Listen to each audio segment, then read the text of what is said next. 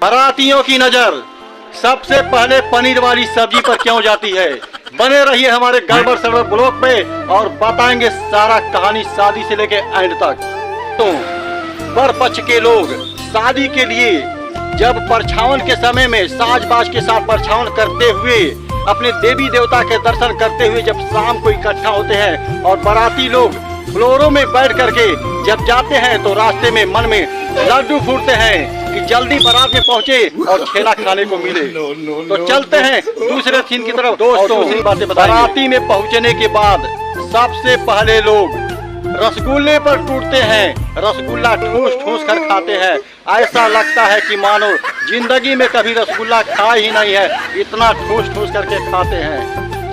ये नहीं डरते हैं कि हमारा पेट खराब होगा कि सही रहेगा। कुछ लोग रसगुल्ले पर टूटते हैं और कुछ बाराती लोग उस पंडाल में चले जाते हैं जहां तरह तरह के पकवान बने रहते हैं। और पकवान खाने के लिए जब पंडाल में जाते हैं तो सबसे पहले दोस्तों नजर बारातियों की पनीर पर जाती है और पनीर खाते हैं। मशरूम की सब्जी खोजते हैं। बस यही दो सब्जी बड़े प्रेम से खाते हैं। ऐसा लगता है कि कभी जिंदगी में पनीर की सब्जी या मशरूम की सब्जी मिला ही ना हो। घर पे चाहे ना बने, लेकिन शादी विवाह में जब न्योता मिल जाता है तो लोग पनीर खाने के लिए और मशरूम की सब्जी खाने के लिए बारात में जरूर पहुंचेंगे दोस्तों। बाराती लोग जब पेट भर के खाना खा लेते हैं फिर दोबारा बोलेरो में बैठ करके अपने घर को चले आते हैं और बाकी के बाराती के लोग वहीं पर रुक जाते हैं। जब लड़के और लड़कियों का दूल्हा और दुल्हन का जब जयमाल होने लगता है तो सारे बाराती उस पंडाल में जा करके एंजॉय लेते हैं। और किस तरह एंजॉय लेते हैं अगले सीन में बताते हैं दोस्तों। बाराती में कई तरह के लोग होते हैं। कुछ लोग सामाजिक स्तर के होते हैं तो अच्छा फोटो अच्छी पोज लेते हैं, लेकिन कुछ लोग लतखोर किस्म के होते हैं, पोज जूम करके लेते हैं।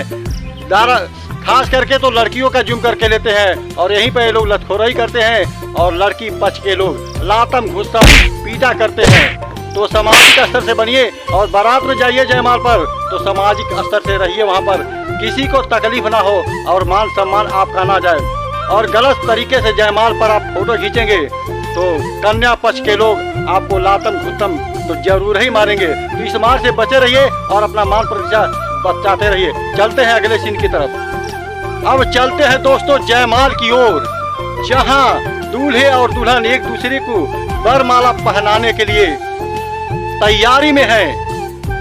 वरमाला पहनाते समय जब लड़की लड़के को वरमाला पहना देती है और लड़का लड़की को वरमाला जब पहना देती है तो लड़की के मन में एक खुशी होती है कि बस चुटकी भर सिंदूर मांग में पड़ते ही मैं करोड़ों की मालकिन हो जाऊंगी। और वहीं पर उस दुल्हन की बहन सोचती है कि आज तो मेरी बहन सिंदूर पड़ते ही करोड़ों की मालकिन हो जाएगी, लेकिन मुझे क्या मिलेगा। अब चलते हैं दोस्तों अगली सीन की तरफ और बताते हैं कि लड़की की बहन को क्या मिलेगा। छोटी बहन सोचती रह जाती है कि बड़ी बहन के मांग में सिंदूर पड़ते ही करोड़ों की मालिक बन जाएगी और मुझे क्या मिलेगी। इसी के सोच विचार में बेचारी रात भर सो नहीं पाई, मुझे क्या मिलेगा, मुझे क्या मिलेगा। और जैसे ही नींद आई सुबह हुआ और उठते ही उसके दिमाग में एक बात ख्याल आया और वही बात कर डाली। क्या कर डाली अगले सीन में बताते हैं दोस्तों। बने रहिए हमारे गड़बड़ सड़बड़ ब्लॉग में। और उस लड़की के दिमाग में क्या सूझा। सुबह होते ही एक घटना घटती है मेरे दोस्तों। कौन सी घटना घटती है ध्यान से सुनिएगा, बहुत रहस्यमयी बातें हैं। जब दूल्हा सुबह के समय आंगन में जाते हैं, जब उनका विदाई होता है, सभी लोग मिल करके औरतें विदाई करती हैं, उसी समय दुल्हन की बहन दूल्हे की जूता चुरा लेती है। सोचती है कि मुझे कुछ नहीं मिला, कम से कम जूता चुराने का कुछ तो रुपया मिल जाएगा। अब जैसे ही दूल्हा बाहर आता है तो अपना जूता खोजता है और सालियों से मांगने लगता है और सालियां डिमांड करती है 1000 दे दो, 2000 दे दो, 3000 दे दो, 5000 दे दो। अब लड़का कहता है कि मेरे पास इतना तो पैसे ही नहीं है, कहाँ से देंगे। लड़का जैसे ही पॉकेट में हाथ डालता है उसके पॉकेट में 1000 होता है, कहता है मेरे पास 1000 है, ले लीजिए। अब वहाँ दुल्हन की बहन उस दूल्हे को इतना बेइज्जती करती है कि अपने हाथ पांव पर खड़े हैं, लेकिन 1000 जेब में है, मुझे तो 5000 रुपया चाहिए। वहाँ पर देखिए दुल्हन की बहन दूल्हे की कितनी बेइज्जती करती है और दूल्हा शर्मिंदा हो जाता है और अपने दोस्त से कहता है कि जाओ पापा से पैसा मांग के लाओ और इनको दे करके अपना जूता वापस देते हैं। फिर लड़कियां कहती है कि नहीं, पापा से पैसा नहीं मांगना है, आप अपने जेब से पैसा निकालो, आपके जेब का पैसा चाहिए मुझे। अब बताइए, उसके जेब में पैसा नहीं है तो क्या जूता नहीं मिलेगा? जब बात हद से ज्यादा आगे बढ़ जाती है तो लड़की पक्ष और लड़का पक्ष के इकट्ठे हो जाते हैं और लड़की को समझाते हैं कि 1000 पर ही मान जाओ।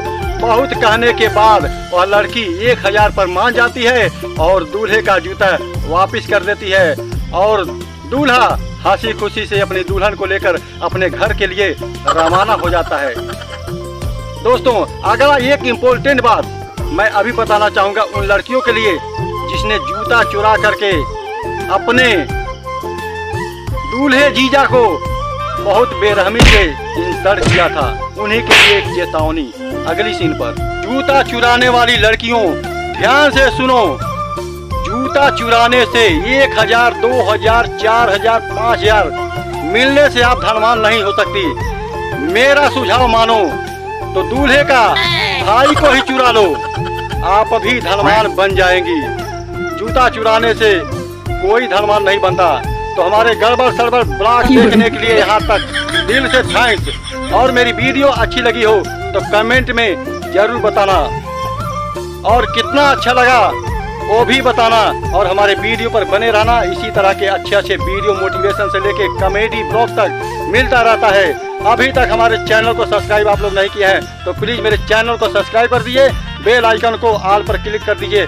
जब भी इसी तरह का वीडियो अपलोड करूंगा नोटिफिकेशन सबसे पहले आपके पास पहुंचेगा। तो इसी तरह का अपना प्यार दुलार इस भाई पर बनाए रहने दिल से थैंक्स। जय हिंद, जय भारत।